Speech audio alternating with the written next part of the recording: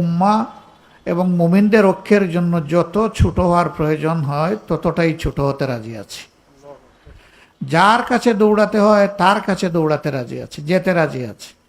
তারপরেও এদেশের মানুষের, মুসলমানদের প্রাণের চাহিদা যে ইসলামী দলগুলোর যেন ঐক্য হয়। আলহামদুলিল্লাহ সবাই এখন অনুভব করছেন। দোয়া করেন আল্লাহ যেন ওই অনুভূতিতে আল্লাহ যেন বরকত দান করেন। প্রত্যেকটা দলের সাথেই প্রত্যেকটা দলের কিছু না কিছু ব্যবধান আছে।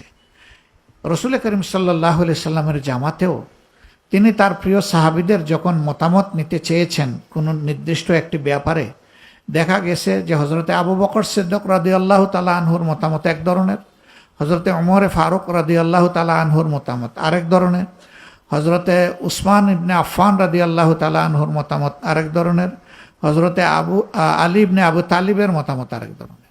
তারা তো 4 জনের খুলাফায়ে রাশিদিনের অন্তর্ভুক্ত ছিলেন। এরপরে রসুল করিম সাল্লাল্লাহু আলাইহি সাল্লাম অধিকাংশের মতামতের ভিত্তিতে আল্লাহ তাআলার ইশারায় সিদ্ধান্ত নিতেন। তো সেই নবী করিম সাল্লাল্লাহু আলাইহি সাল্লামের আল জামাত একমাত্র সংগঠন যেটা তখন স্বীকৃত ছিল, সেই জামাতেই যদি ভিন্ন মত প্রকাশের সুযোগ থেকে থাকে, এই সমাজে থাকবে না। আমরা এই ভিন্ন মতকে সম্মান জানাই, তবে কেউ যেন কারো উপরে আমরা ফতোয়াবাজি না করি, এই বিষয়টাকে আমরা ভালো জিনিস মনে করি না, আমরা নিজেরা করি না এবং অন্য কেউ করবে না সেটা আমরা প্রত্যাশা করতে চাই।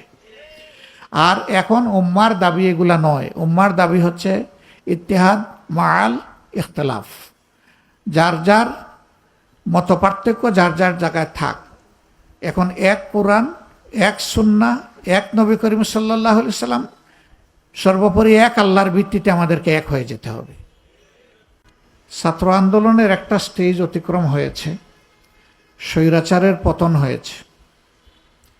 এখন নতুন প্রত্যাশায় বাংলাদেশের মানুষ চেয়ে আছে।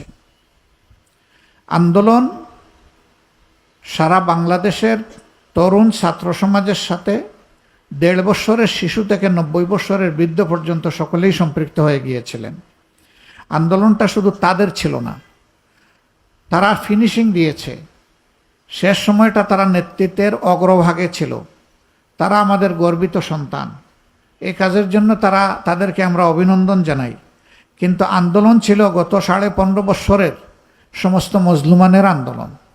তিলে তিলে যারা জুলুমের শিকার হয়েছেন, ফাঁসির কাস্টে যাদেরকে ঝুলানো হয়েছে, যাদের ঘর বাড়ি বোলডোজার দিয়ে ভেঙে ফেলা হয়েছে, যাদের হাত পা কেটে ফেলা হয়েছে, যাদের চোখ বিনষ্ট করে অন্ধ করে ফেলা হয়েছে, যাদেরকে গুম করা হয়েছে, মায়ের বুক থেকে সন্তানকে নিয়ে মায়ের সামনে গুলি করে হত্যা করা হয়েছে, রিজেক এবং রুজির উপর আঘাত দেওয়া হয়েছে, অসংখ্য মানুষের চাকরি কেড়ে নেওয়া হয়েছে, অসংখ্য মানুষকে অবৈধভাবে ওএসডি করা হয়েছে, সাসপেন্ড করা হয়েছে। এই সমস্ত মানুষের পুঞ্জীভূত দীর্ঘ নিঃশ্বাসের ফসল ছিল স্বৈরাচারের পতন।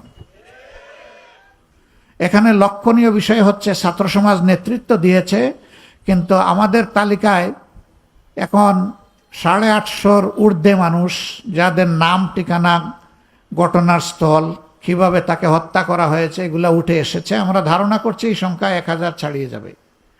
এই লোকদের মধ্যে বেশিরভাগ হচ্ছে সাধারণ মানুষ, এরা ছাত্র নয়, যুবক নয়, সাধারণ মানুষ।